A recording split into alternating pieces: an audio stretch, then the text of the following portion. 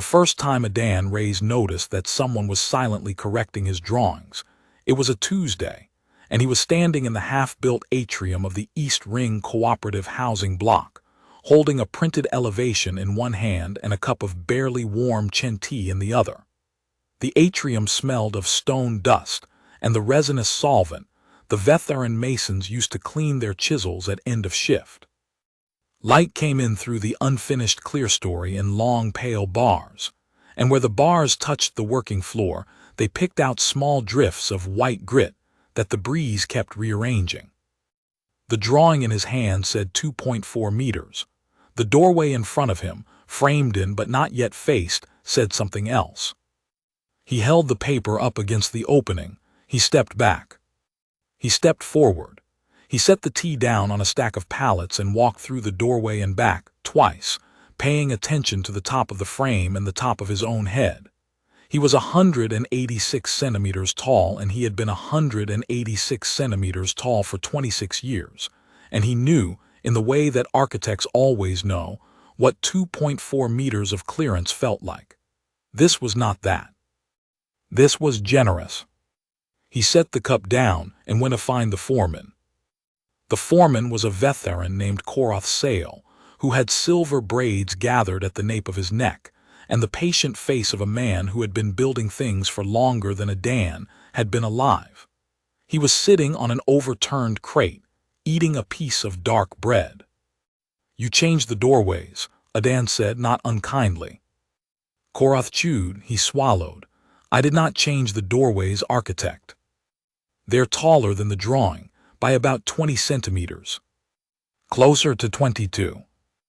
Adan turned the printout around so Korath could see it. Korath did not look at it. "Korath," Adan said, "I'm not angry, I'm asking. The drawings I issued for this block specify 2.4 meters at every internal doorway and 3 at the atrium portals. I was just inside that doorway. It is not 2.4. Who changed it?" Korath set the bread down and looked at Adan properly. He had a long, narrow face, mostly stoic, with the slight inward folding of the brow that Adan had learned over the past 3 months was the Veth'aran equivalent of a wry sigh.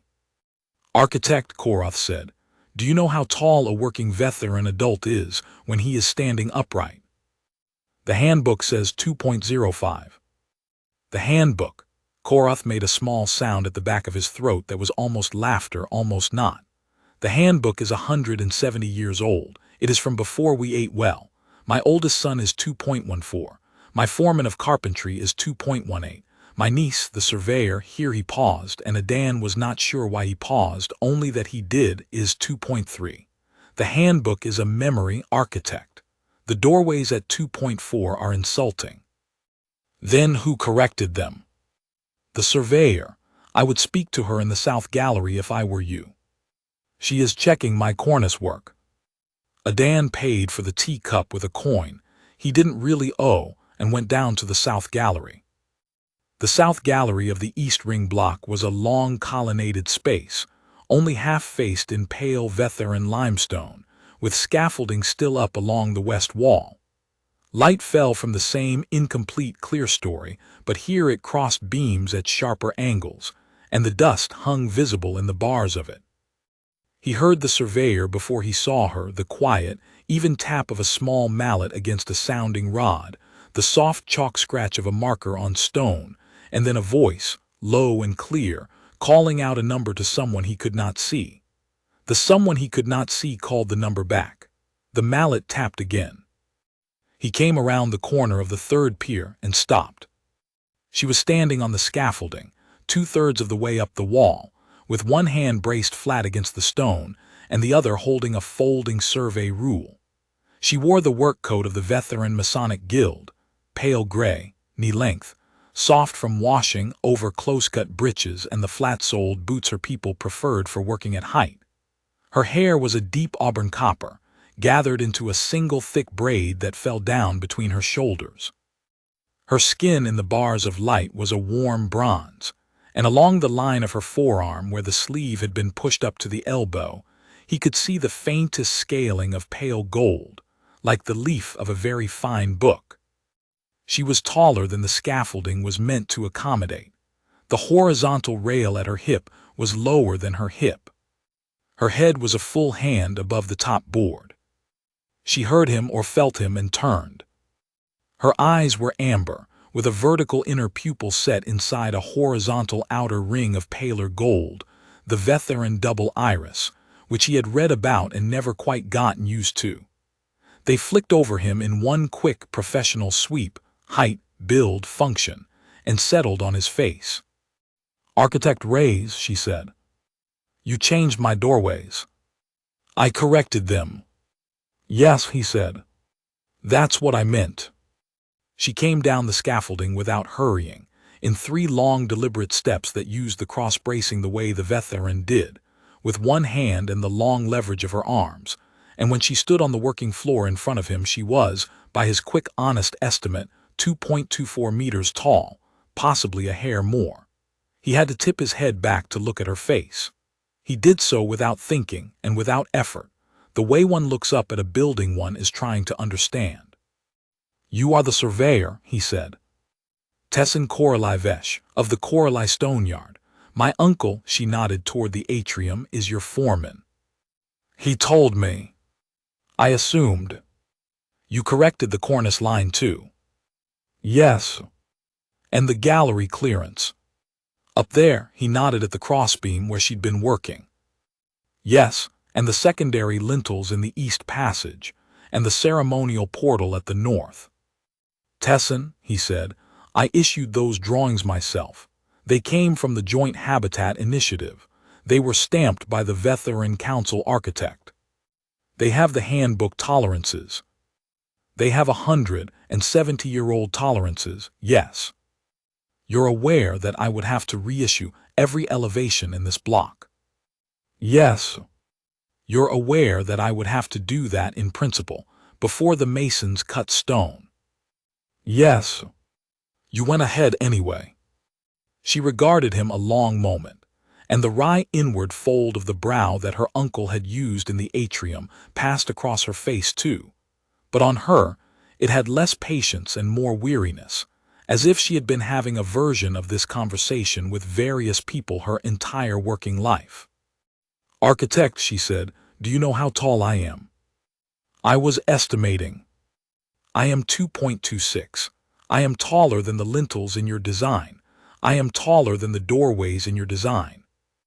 I am taller than the council architect's stamp tolerances assume any Veth'aran can possibly be, because his stamp is from his father's handbook, and his father's handbook is from his grandfather's handbook. If I had not corrected the cornice line, I would have walked into the cornice the day I came in to survey it. You are not the first architect to design a Veth'aran building for a Veth'aran who has not lived for 2 centuries. You are the first I have hoped would notice without being told." He was quiet for a moment. "Show me," he said. She showed him.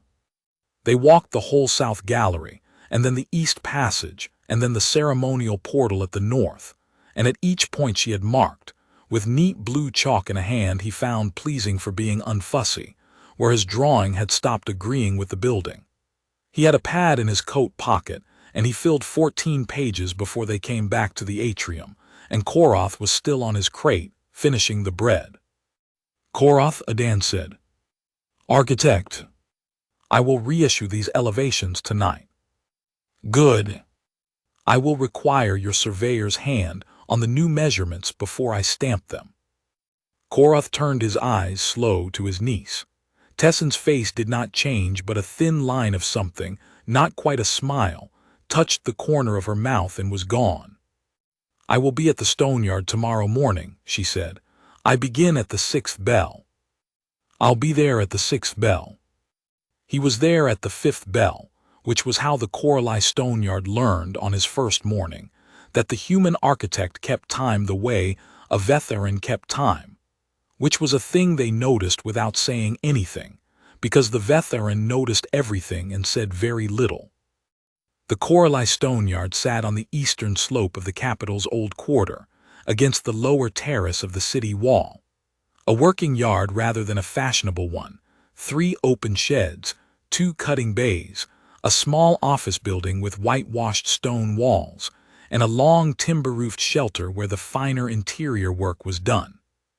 From its high end you could see, on a clear morning, the pale green dome of the hall of pairing across two ridges of red roof. Tessin lived above the office.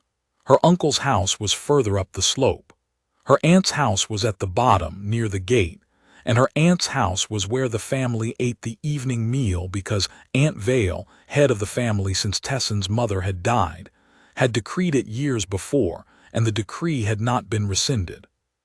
Adan came to work at the yard 4 days a week for the next 11 weeks. He did not, at first, understand that he was being given a quiet, careful, family-by-family introduction to the Coralie. He had thought he was simply working with their surveyor and stopping for tea when his lunch ran late. By the second week, he understood that the tea was not optional, and that the man who brought it from the office, an older mason named Veth'aran with a deep scar on the back of one wrist, was the family's first cousin. By the fourth week, he had been formally introduced to Aunt Vale. By the ninth, he was eating at the bottom house twice a Tenday and walking back up to his rented rooms through streets he was beginning to know without thinking. In the middle of all of this, he and Tessin were redrawing the East Ring block from the foundation up. She had a good hand on a drafting board, which surprised him at first because surveyors in the joint initiative tradition almost never drafted. He learned it was an accident of her family. The Coralie had once, 3 generations back, employed an architect of their own line. Her Greytant's drafting tables were still in the office shed, and Tessin had taught herself between 14 and 20 by working through every elevation the Greytant had left behind. She was not credentialed. She would never be credentialed. The Veth'aran Council schools admitted at 16 and refused after 25, and she was, when he met her, 31. But she could draft, and her drafts were honest, and she had been correcting the council's stamped tolerances quietly on her uncle's projects for 9 years. They never noticed, she said one evening when he asked. Surely the council architect notices. He notices, he chooses not to say. Why? She looked at him a long moment over her drawing. Because to notice publicly would be to admit the handbook is wrong, she said, and the handbook is one of the books on which a good deal of our public ceremony depends. You'll see. He did not at that point see. He filed it away. The 11th week was a flat blue week, the early days of the Veth'aran high summer. They worked late one Thursday on the East Passage drawings. The yard had emptied. The light in the long shelter was the colored orange of the small oil lamps the masons used for fine work. Adan was leaning his elbows on the edge of the drafting table, watching Tessin finish a detail on a stair newel he had drawn poorly the first time. "You'll be at the Hall of Pairing next month," he said mildly, the way one might say you'll be at the harvest fair. He did not know, when he said it, that he was stepping on anything. Her pencil paused. She finished the stroke she had started. She set the pencil down. She did not look up. "Who told you that?" she said, not a question, flat. "Veth'aran 2 weeks ago. He mentioned it the way one mentions birthdays." "Veth'aran is sentimental. It was meant kindly. It is not a secret. I will be at the hall." "I didn't mean to." "You did not." She picked the pencil up again and did not draw with it. "It is my 4th cycle," she said finally in the same flat tone. "By tradition, the 4th is the last. After the 4th cycle one is, what would you say, permanently unmatched. I will inherit my aunt's interest in the stoneyard. I will continue surveying. It is not a tragedy, architect. It is a formality." He did not say anything. "You should not feel that you have to," she said. "What?" "Pity me. It is a long Veth'aran custom and a long Veth'aran joke that the unmatched bear pity better than they bear sympathy. The pitiers move on faster." "I don't pity you," Adan said. She looked up at him then. "No." "No," he said. There was a pause. The orange lamp guttered and steadied. "Then I am, briefly, the only one in the city who is not pitying me," Tessin said, and I will accept that as a small kindness, and we will go back to the Newell. They went back to the Newell. He did not press her further that evening. He walked back up to his rooms in the diplomatic quarter under a clear Veth'aran sky that had 3 of its 4 small moons in it, and he turned the conversation over in his head slowly, like a stone he was deciding whether to face. He had assumed until that evening that the hall of pairing was a thing one went to as one went to a public garden, that the going was the participation, and that the unmatched simply walked out at the end with their dignity and their plans. He had not understood that the unmatched were marked, that they were marked from the start, that everyone in the hall knew which alcoves the council had pre-circulated and which had been quietly thinned of suitor files before the doors opened. That a 4th cycle was an open death warrant on a public face. He went to bed and did not sleep well. In the morning he asked Koroth to take a meeting with him in the small office of the yard. Koroth came. He sat. He took the tea that Adan had brought, this time in a cup Koroth had given him 3 weeks earlier. "Foreman," Adan said. "Architect, tell me about the hall of pairing." Koroth set the tea down. He folded his hands in his lap. The wry inward brow fold came and stayed. "What does my niece know that you are asking me?" he said, "and not her?" "She has spoken with me," Adan said, "but she has not. She would not put a stranger in the position of explaining her own people's customs to him. I do not want her to feel she must teach me how she will be hurt." Koroth was quiet a long moment. "You honor her by asking me instead," he said. "I will tell you." He told him. The hall of pairing was held every 2 Veth'aran years in the green-domed building Adan had seen from the yard's upper terrace. 3-day proceeding, traditional, ceremonial, with formal music and formal robes, and beneath all of that, in the bones of it, a very public marriage market. Eligible adults were presented in alcoves along the inner walls, men's side and women's side. 168 alcoves. A proposal could be offered by either side, with witness. If accepted, the pair was formally chosen on the spot, with a bond ceremony at 6 months. A candidate could stand for 4 cycles. After 4, the file was retired with dignity. The speaker read the names of the retired files at the closing of the 3rd day, and the names were copied into a long parchment scroll, which sat in a glass case in the south antechamber. In practice, the scroll was, Koroth said carefully, asterisk something that one knew about. It did not predict joy. It predicted, often, a quiet life lived around the edge of one's family. "Why," Adan said, "would they not propose to my niece?" Koroth looked at him. "You have not asked her this directly." "I have not, I will not." "You may have noticed, architect, that she is not of an average stature." "I have noticed." "The handbook of harmonious stature is the same handbook that informs your council, architect. It defines the ranges of marriage-acceptable proportion. It is a relic. It is also law for the matrons of the hall. My niece's measurement falls outside the upper end of the range by 21 centimeters, the last time it was taken in public, which it should not have been but was. The matrons of the hall, on receiving her file, distribute a courtesy notice to the families likely to consider her. The courtesy notice, to spare embarrassment, you understand, discourages serious consideration. By the time she stands in her alcove, no one is going to step forward. They are already excused.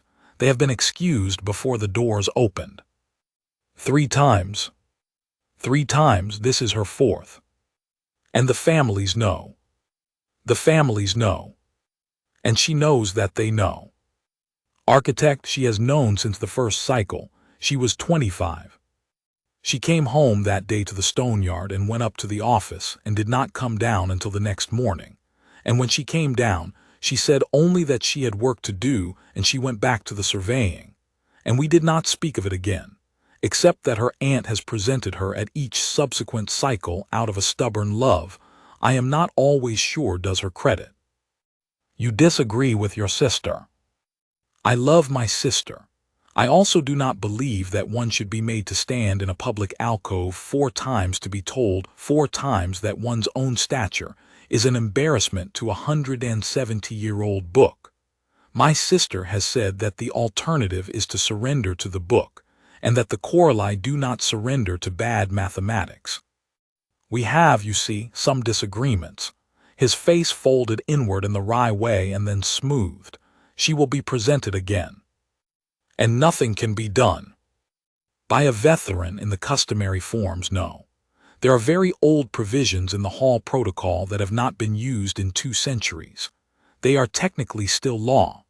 They have not been invoked by a Veth'aran in living memory because to invoke them is to declare that the standard custom does not apply to you, and a Veth'aran who declares that to a hall of matrons will not enjoy what follows. And by a non-Veth'aran. Korath was very still. That is an interesting question, architect. The cross-species cooperative provision was added 41 years ago, after the Veth'el Accord. It permits any sapient of the cooperating species, in good standing with the Council, to present a chosen declaration to the Hall under the same procedural protections as a Veth'aran presenter.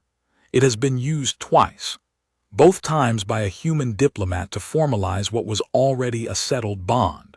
Both times the declaration was accepted. And the witness provision. Older, from the founding of the Hall, any sapient may stand witness during the proceedings and may speak briefly to a matter the proceedings have raised. It has not been invoked since before my grandfather's grandfather's time. By long disuse, mostly forgotten, but by the founding charter, still law. The speaker would be required to recognize it. How long would she allow it? Long enough to deliver an argument if the argument is well prepared. A human asking to speak as witness to a marriage proceeding would be without precedent. The speaker would, I think, allow it. She is not a foolish woman. And the chosen declaration could follow in the same standing. It could. Korath. Architect. I am going to think about this. I see that you are. I will not interfere with anything that I should not. I see that you will not.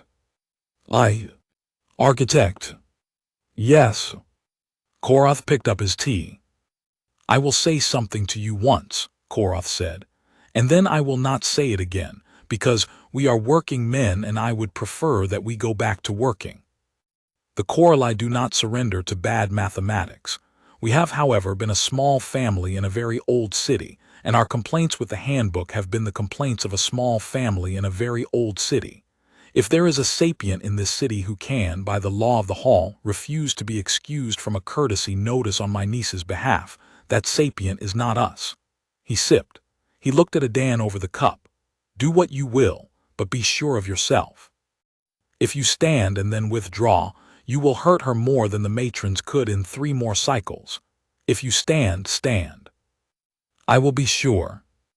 Then we will go back to the yard, Korath said, and not speak of this again until you tell me what you have decided. They went back to the yard. They did not speak of it again for 11 days, except in the indirect way of 2 men who knew that a thing had been said and was being respected. Adan walked the East Ring block. He walked the New South Gallery. He walked the streets of the old quarter at the early hours when the masons were not yet at the yard. He walked, and he thought, and he did not pity her, and he did not speak of it. On the 12th day he opened, on his pad, a new project file, titled it Stature Audit, Capital Public Works, and started. He worked on the audit for 19 days. He could not have done it alone. He needed the council's own measurement archives, which were locked but lawful, and which he was entitled to request. He needed 2 Veth'aran archivists to translate the older measurement notations from the formal Masonic script into the modern engineering one. He hired them out of his own salary.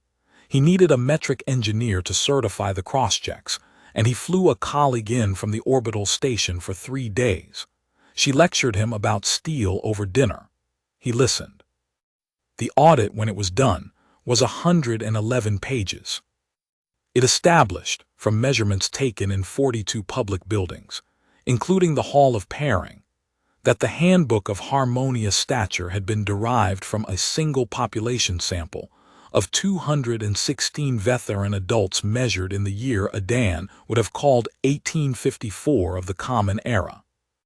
The mean adult stature in that sample had been 1.98 meters. The upper range of harmonious proportion was defined as the mean plus one standard deviation, which gave the handbook its often quoted figure of 2.10 meters. Anything above was, in the matron's precise legal language, asterisk not within the customary range of marriageable measurement asterisk. The audit then measured the current Veth'aran population from the Council's own most recent census. Mean adult stature, 2.12 meters. The current upper range of harmonious proportion would be 2.23. Tessin Korolivesh, at 2.26 meters, exceeded the asterisk current asterisk harmonious range by 3 centimeters. She exceeded the asterisk handbook range by 16. The buildings, on average, were sized to the handbook plus 9 centimeters at the lintel. The mean current Veth'aran was already brushing the handbook tolerance with his head. Every doorway in every public building in the capital was slightly too low. Tessin was not too tall. The buildings were too small. He printed the audit at the council archive's own printers, on the council's own paper, and bound it in the simple gray cover of the Masonic Guild, because he did not want to give it the appearance of having been imported from off-world. He had the metric engineer's certification stamped on the inside cover. He carried it home and put it on his desk, and did not open it again for 2 days. On the second of those days, he walked down to the stoneyard for the evening meal. She had been at the yard most days, but not every day since the conversation with Koroth, and Tessin had not asked him why. She had treated him, very precisely, the same as before. They had finished the East Ring drawings. They had begun the West Ring drawings. Once on a hot afternoon she had taken him up to the upper terrace of the yard and pointed out dryly that the dome of the hall was sized to the handbook, and that the side entrance she would use was 8 centimeters too short for her, and that for this reason she had developed over 3 cycles a particular small ducking step she could perform without slowing her stride. She had demonstrated. He had laughed because she had wanted him to. The laugh had not been entirely a laugh. The evening meal at the bottom house was 8 people: Koroth and his sons, Aunt Vale and her husband, 2 cousins he had met 4 or 5 times, Tessin and him. Aunt Vale presided. Aunt Vale was a small woman by Veth'aran standards, possibly only 2 meters even, with iron-gray hair gathered into the same single braid her niece wore, and the kind of carefully maintained dignity that signaled, to anyone who had ever met an older Veth'aran woman, that one should be polite and direct and brief. She did not waste words. She also did not, Adan thought, miss anything. She watched him at the meal. She watched him politely. She offered him the second helping of the spiced grain dish that the Koroli favored, which he accepted because he had learned. She asked him about his work. He told her. She asked him about his rooms in the diplomatic quarter. He told her. She asked him at the end of the meal whether he had a question for her. He thought about it. "I have a request, Lady Vale," he said. "Speak it." "The Hall of Pairing opens in 8 days. The room got quiet in the careful way the Koroli got quiet, not silent. The plates kept being moved. The tea kept being poured, but in which every Veth'aran ear in the room was, abruptly, tilted toward the small table at the head where he and Aunt Vale sat. "It does," Aunt Vale said. "I would like, if your family permits, to stand witness in the hall on the 3rd day. You are a non-Veth'aran. The witness provision permits it. It permits it. It is also a provision that has not been invoked in 2 centuries. I know. You have read the protocol. I have read it. You understand what witnessing entails. I do. And you understand that to witness as a non-Veth'aran in the matter of a Veth'aran proceeding is, by long custom, an extraordinary act. I do." Aunt Vale took a slow sip of tea. She set the cup down. She looked at her niece briefly. Tessin was looking down at her plate, very still. Adan kept his eyes on Aunt Vale. "What will you witness, architect?" "A matter the proceedings have raised." "That is the language of the protocol." "It is." "What is the matter?" "The handbook of harmonious stature." A small breath around the table that might have been a laugh and might have been a thing other than a laugh. Aunt Vale's mouth did not move. Her eyes did. "Architect Reyes," she said, "are you proposing to stand in the hall of pairing on the third day and tell the matrons of the hall that their handbook is wrong?" "I am proposing to stand and present the council's own measurements and let the matrons of the hall draw their own conclusion." "On whose family's behalf?" "On no family's behalf, lady, on the truth's behalf." Another small breath around the table. "And the chosen declaration provision," Aunt Vale said very quietly. "Are you proposing to use that one as well?" He did not look at Tessin. He kept his eyes on Aunt Vale. "Lady Vale," he said, "I would not presume to use any provision of your hall in a matter involving a member of your family without the consent of the member of your family. I have not asked. I will not ask in this house this evening, because I will not put her in the position of having to answer at her aunt's table. I will ask her privately, and if she will not have me ask, I will withdraw the witness provision request as well, and you will hear nothing of either of these things again from me, ever." He had not raised his voice. He had spoken evenly, the way he stamped his drawings with the same internal calm. Aunt Vale was quiet a long time. "You are a strange man, architect. I have been told. You came to my house to eat my food and ask my permission to stand witness on a matter of public importance, and you have not asked my permission to court my niece. I do not need your permission, lady, with respect, for the second. I do need your permission for the first." "You do not need it. You have asked for it." "I have." "Why?" "Because I would not stand in your hall on a matter involving your house without the head of your house knowing of it first." Aunt Vale's face, and Adan would remember this for a very long time, did something small and complicated, the way an old building's facade does in a particular light. She did not smile. She did not nod. But the careful dignity loosened, very slightly, at the corners, and what looked through it was something he had not seen in her before and was not sure he had a name for. "You have my permission to stand witness," she said. "You have my permission to ask my niece anything you wish to ask her, in our house or out of it, with such privacy as she chooses. You have the Corali's name on the audit you have prepared if you require it. Do not stamp it with our seal, it should be the council's own, but if any matron asks who knew of this, you may say the Corali knew." "Thank you, Lady Vale." Tessin looked up. "Walk with the architect in our garden after the meal. I will be at the office. I would like to know your answer before he leaves the house." "Aunt, walk with him." Tessin walked with him. The garden of the bottom house was not large, a square of paving with 2 stone benches, a single old citron tree of a Veth'aran variety that flowered yellow in the late summer, and a low wall along the slope side from which one could see, faintly, the lights of the lower city. She led him to the wall. They stood about a pace apart and looked out, not at each other, for what he thought was perhaps a full minute. "You are not going to do this," she said. "I am." "Adan." It was the first time she had used his given name. She had used architect asterisk and Reyes, and once, by accident, asterisk you in the way that closed the distance, but she had not used the given name before. "Tessin, you are not going to do this." "I am going to do this."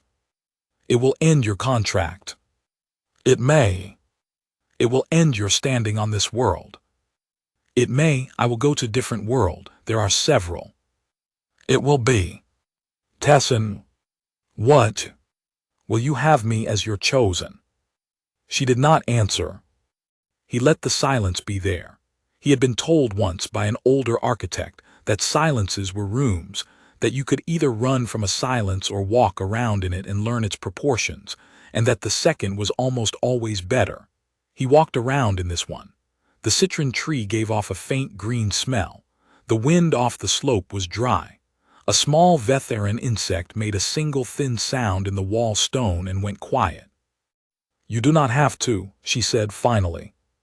"I am aware of what I do not have to do. It is not, I am not.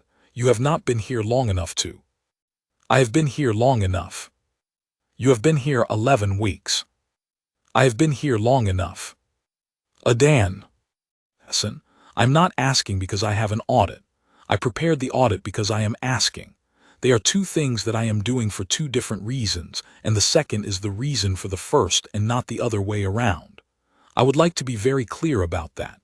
I would have prepared the audit anyway, because the buildings are wrong and I am an architect and the buildings being wrong is the kind of thing I think about.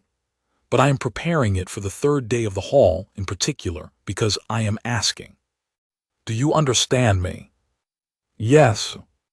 Will you have me as your chosen? A second silence. He walked around in it. The citron tree did not change. The insect started up again, a single thin note in the same place in the wall. You will be the only one, she said. Even if the matrons accept the witness, no other family will step forward in your line. You understand? I do not need any other family. You will be the only one. I would like to be the only one. She looked at him then, properly. The amber and gold doubled iris in the half-light from the bottom house windows was very steady. He looked back. He had been looking up at her slightly for 11 weeks, and the small upward tilt of his chin was as natural to him now as the angle a man's chin made looking at a familiar painting. Adan, she said, if you stand in the hall on the third day and you withdraw. I will not withdraw. If you stand and they refuse you, then they refuse me, and I will not have been refused by you, and that is the part of the day that will matter. You are not. I am very afraid, Tessin. I have been afraid since the night Baron told me about the cycles and I went home and could not sleep. I am afraid now. I am asking anyway. She closed her eyes. He thought for a moment that he had asked badly. Then she opened them. Yes, she said. If you stand, I will have you. He let out a breath he did not know he had been holding. Then I will stand. Then you will stand. They went back into the house. Aunt Vale was in the office as she had said. She looked up when they came in. She did not ask. Tessin said simply, yes. Aunt and Aunt Vale nodded once and went back to her papers, and Adan walked back up to the diplomatic quarter under a sky that had 4 of its 4 small moons in it for the first time he could remember, and he slept. The Hall of Pairing opened on a Sunday by his calendar, which was the 7th day of the Veth'aran month of Vestan, which the Veth'aran called the month of the dry wind. The first 2 days were as Koroth had described them. He went on neither. He worked at the yard on the first day, in a quiet that the masons very carefully did not break, and he worked at his rooms on the second day, going over the audit one final time, finding nothing new to correct, putting 2 clean copies into a leather portfolio that had been a graduation gift from his father a long time ago. Aunt Vale had given him, on the morning of the first day, a small folded scarf in the Coralie gray andrust, which a non-Veth'aran witness was permitted by the hall protocol to wear at the shoulder to indicate which family had knowledge of his standing. He folded it carefully into the inner pocket of his coat. On the morning of the third day, he put the coat on and walked to the green-domed building across the 2 ridges of red roof. He had been inside the Hall of Pairing twice before, both times on guided tour during his first month on the planet. The council had been proud of the building, and had wanted the visiting architects to admire its dome, which deserved admiration. He had admired it. He had not, either time, gone into the inner hall during a proceeding. The dome from the inside on the morning of the third day of a proceeding was different. The inner hall was a long oval, 2 stories high under the dome, with the 168 alcoves arrayed along the long walls in their two arcs, men's side and women's side. The alcoves were shallow stone bays with a single high sconce in each, lit even in daylight. The candidates stood in their alcoves with their presenters behind them, wearing the formal pale gray of the hall itself, a long sleeveless robe over their own dress, intended to put all candidates in nominally the same garment regardless of family.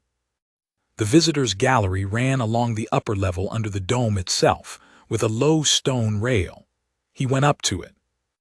He found Tesson's alcove on the third long sweep of his eye, number 41 on the women's side near the north end. She was standing in it. Aunt Vale in Coralie Gray Andrust stood behind her. Tesson wore the hall's pale gray. She was, even from the upper gallery, the tallest person on her side of the hall, taller than her aunt by close to a head, and the alcove behind her, sized to the handbook plus the customary tolerance, left a clear unfilled space above her head, the way an undersized picture frame leaves blank wall around a too large portrait. He watched her for a long moment without moving. She did not see him. She would not have been able to see him. The upper gallery was in shadow under the dome, and the alcoves were lit by their own sconces. He watched her face. She was holding it very still. He recognized the stillness. He had seen her hold it on the scaffolding when an apprentice had cut a measurement short and made her say it again. He had seen her hold it across the table from Aunt Vale when a cousin had said something casually cruel about a neighbor's daughter who was also in her fourth cycle. It was the stillness of a person who had decided, a long time ago, not to make the room watch her bear something. A pair of matrons in the dark green robes of the hall moved down the women's side, alcove by alcove, with the speaker, a tall, older Veth'aran woman in the deep violet robe of her office, walking a pace behind them. At each alcove the presenter spoke the family's brief acknowledgement. The matrons noted it. If a proposal had been received, it was named at that moment and opened for the candidate to formally accept or decline. If no proposal had been received, the matrons noted the lack and the speaker recorded it, and the procession moved on. They came to alcove 41. Aunt Vale spoke the family's brief acknowledgement. Her voice was steady. The matrons made their notation. The speaker, behind them, lifted her writing board, and Adan watched the small motion of her pen as she prepared to record no proposal received. He had spoken to the speaker's office on the second day by formal request, and he had said only that he intended to invoke the witness provision at a moment of his discretion. The speaker's office had received the request without comment and filed it. He did not know whether the speaker had read it.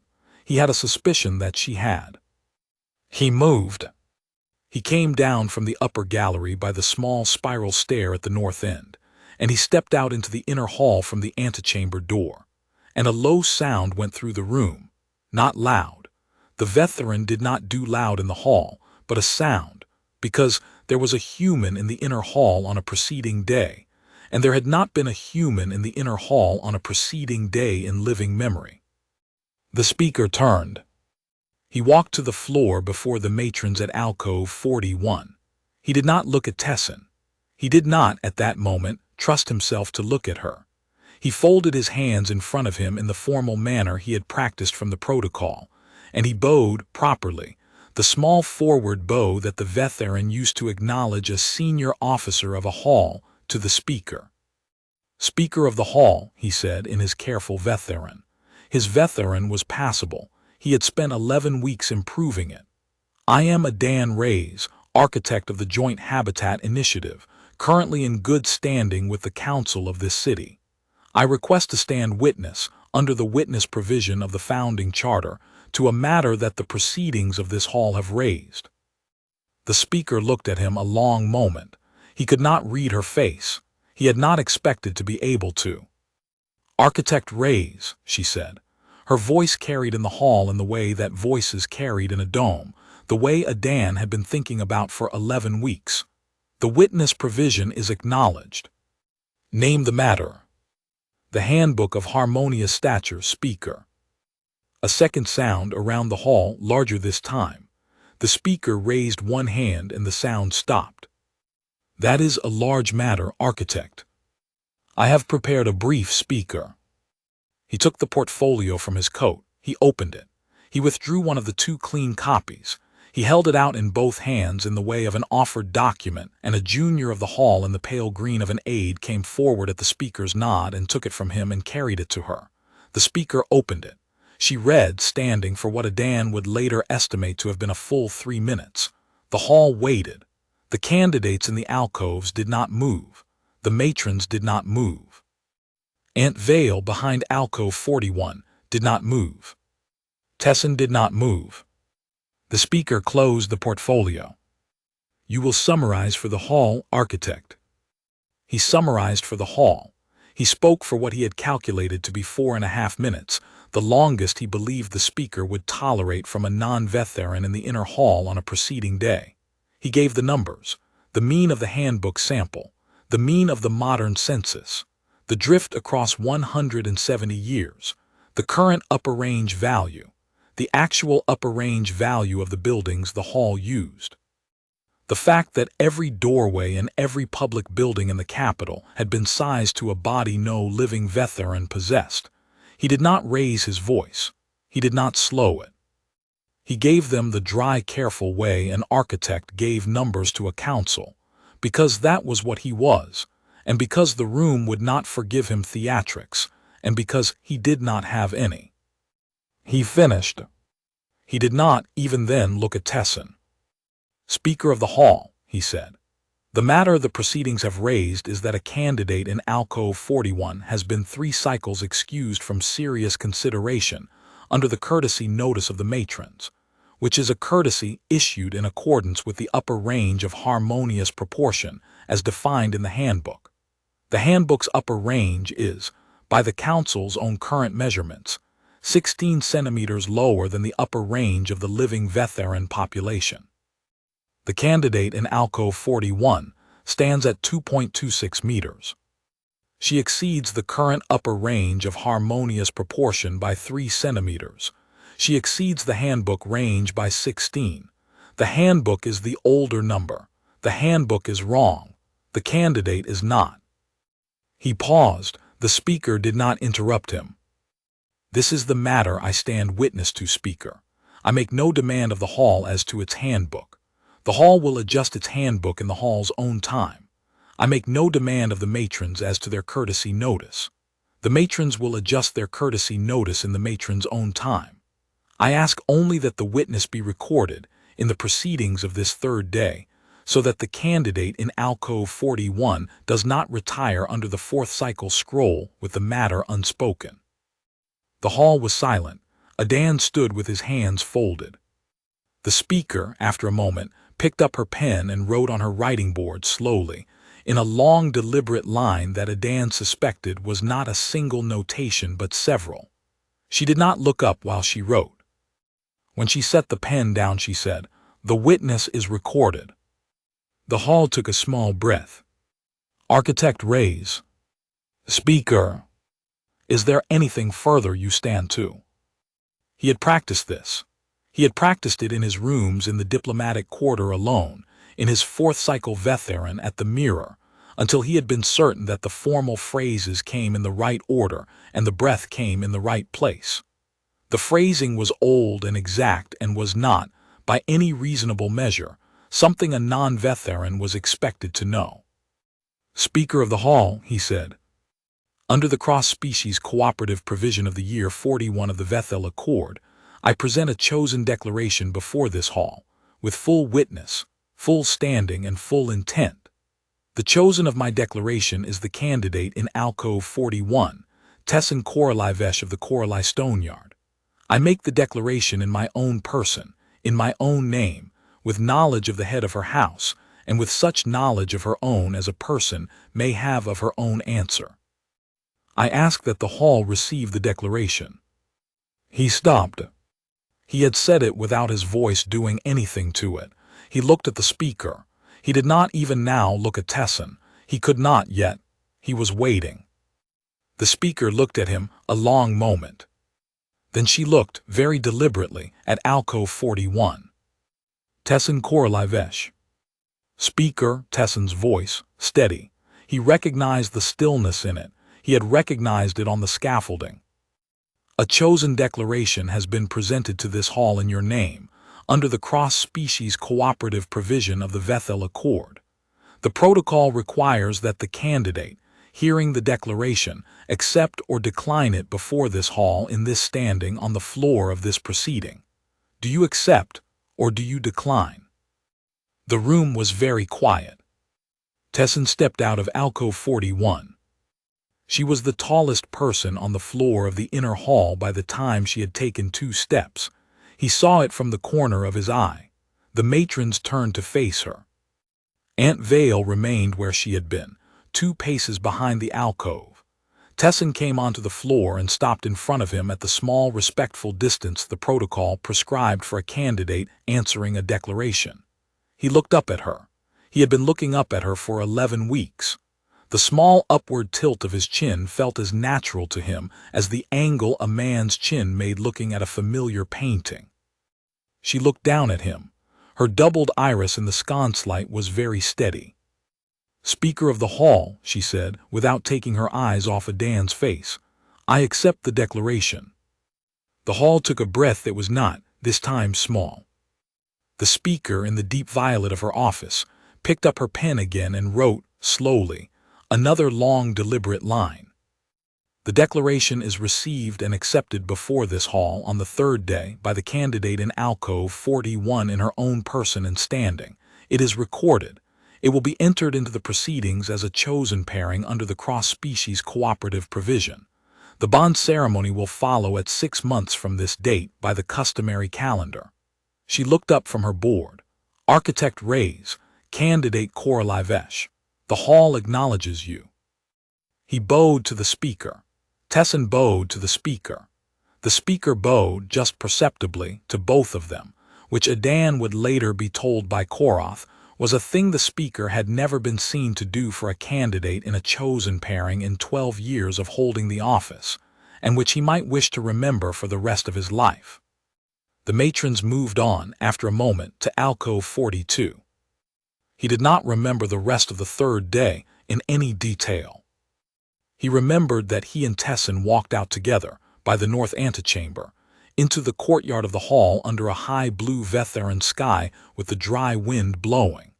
He remembered that Aunt Vale in her gray andrust walked 3 paces behind them and did not speak, but that her face, when he glanced back, had loosened entirely from the careful dignity, into something he would only later be able to call relief. He remembered that Koroth was waiting in the courtyard at the gate in his work clothes, and that Koroth had said, architect, and that Adan had said, foreman, and that neither of them had said anything else for a long moment, and that they had not needed to. He remembered that Tessin took him, afterward, not to the bottom house, but up to the upper terrace of the Koroli stoneyard, the long flat stone terrace from which one could see the pale green dome of the hall of pairing across the 2 ridges of red roof. They stood at the terrace edge.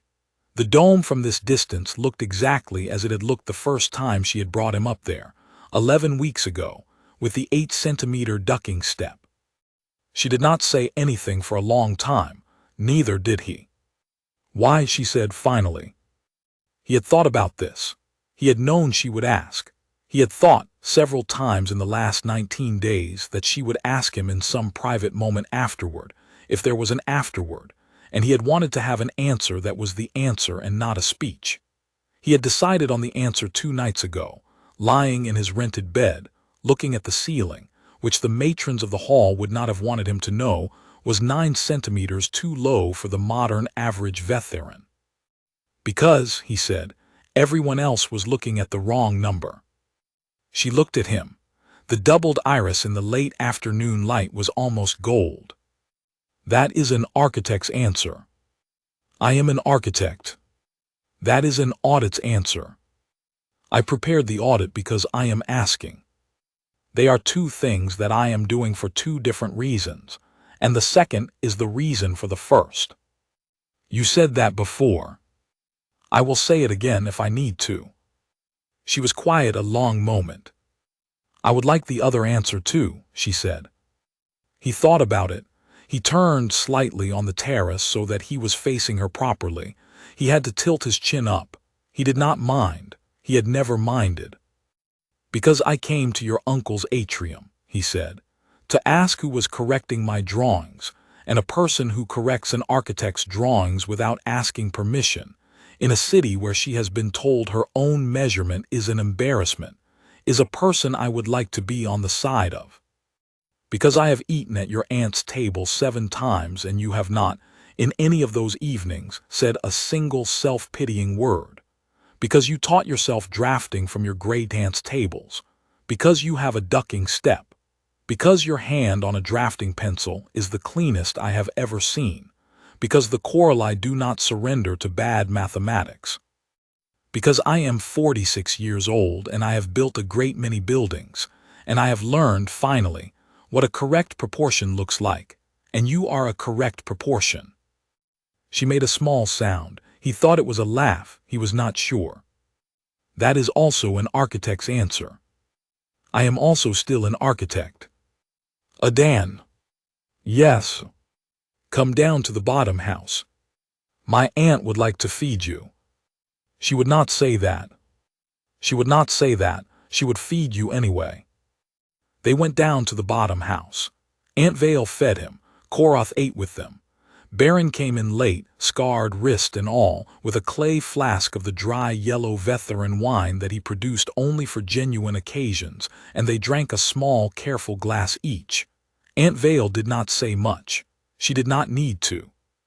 The single thing she said, near the end of the meal, was that the bond ceremony would be in 6 months, by the customary calendar, and that it would be at the bottom house, and that the doorway from the garden into the bottom house would be raised by 23 centimeters before then, because she had been meaning to do it for years and had no further excuse. Korath said he would draw the new lintel himself. Tessin said she would survey it. Adan said he would stamp it. The dome of the Hall of Pairing, when he walked back up the slope to the diplomatic quarter in the late evening, with the 4 small moons of the Veth'aran summer overhead, was the same pale green it had been in the afternoon. He stopped at the upper terrace of the stoneyard, alone, and looked at it for a long time. It was still sized to the handbook. It would remain sized to the handbook for some time. The handbook would adjust eventually. The matrons would adjust eventually. The doorways of the public buildings would adjust eventually, in the slow, careful way that public buildings adjusted over years, with funding cycles and committee votes. In the meantime, the lintel from the garden into the bottom house was going to be raised by 23 centimeters, and the lintel from the bottom house out into the world was, in some small, private, practical sense, the one he cared about. 6 months later, in the early days of the Veth'aran late winter, the bond ceremony was held in the bottom house of the Coralie stoneyard, in the long room off the garden, under a lintel that had been raised by 23 centimeters and faced by Korath himself in pale local stone. Aunt Vale presided. The Speaker of the Hall of Pairing, in the deep violet robe of her office, attended as the formal witness on the hall's behalf, which she had not been required to do but had chosen to do, and which was, Korath told Adan privately afterward, a thing she had not done in 12 years of the office. Baron brought the dry yellow wine. The metric engineer from the orbital station came down on her own ticket, bringing another bottle of earth whiskey and a card she had made by hand. The 2 archivists came. Several masons of the Coralie stoneyard came, in their good gray work coats. The ceremony itself was brief. The Veth'aran did not extend ceremonies. They considered the extension of a ceremony a small insult to the seriousness of the matter. There were 3 formal phrases, spoken by Aunt Vale as head of the house, 3 formal answers, spoken by the bondholders, and a final phrase spoken by the speaker on behalf of the hall.